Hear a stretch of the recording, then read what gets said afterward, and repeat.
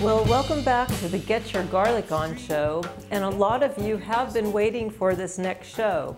I'm going to do a demonstration on how to make extreme croutons for salad. And of course, they're extra garlicky.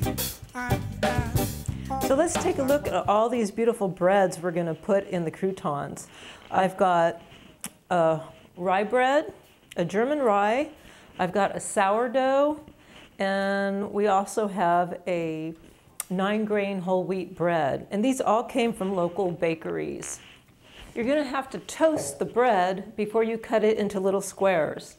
So I've got sourdough on my cookie sheet, rye bread, and the 9-grain whole wheat bread. So now, while the toast is in the broiler getting toasted on both sides, we're going to take a small little pan and we're going to put half a stick of butter in it, and we're going to melt it in the little pan, of course, with crushed garlic. I'm going to use about 4 cloves. And then I'm going to take 1/4 cup of olive oil, and we're going to mix it with that butter.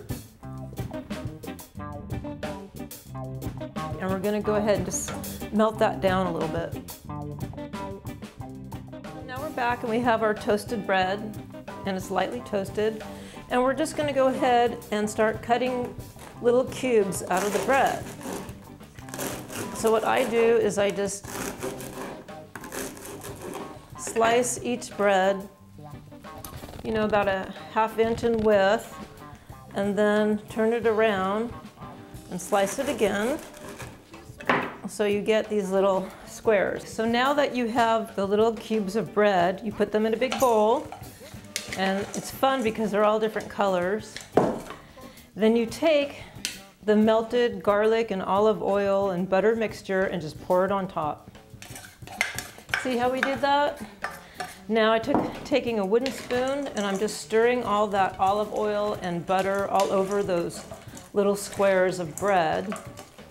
So this is Italian seasoning, and I'm just going to sprinkle like a pinch on top. It doesn't need any more because the bread has a lot of flavor with the garlic. This is just a little bit of onion powder. Same thing, I'm just going to put my hands in there, and we're just going to give it a pinch. You don't want to over season your croutons. This is garlic powder. And I know we already have garlic in there, but you know how I am. I like extra garlic, so what can I say? And if you want, you can actually use a little bit of crushed pepper.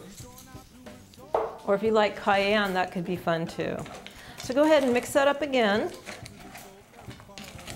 All those breadcrumbs and yummy stuff all over them.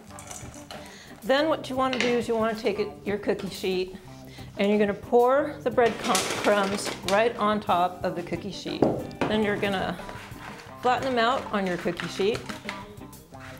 And you're going to put these back under the broiler and toast them a little bit, stir them up, kind of flip them around a little bit, toast them a little bit more, and then they'll be done. So let's put them back in the oven, okay? Okay, this is the exciting part. I'm going to take out the croutons from under the broiler. Wow. They are impressive.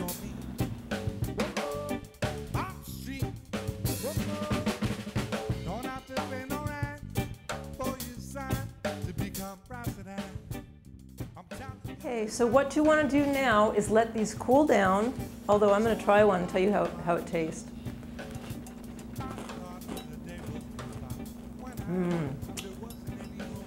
They're really garlicky and buttery, and you can taste the olive oil. These are so much better than the kind that you get in the box or in restaurants that don't care about making homemade ones. And you know what, you could probably just eat them like the way they are for a snack. Now, if you want to embellish your extreme croutons, what you can also do is take a little Parmesan cheese and sprinkle it on there. And that'll just make them even more exciting than they already are. So don't ever settle for boring croutons. Make your own, and they'll be extreme croutons that will really impress your friends. Bye, everybody.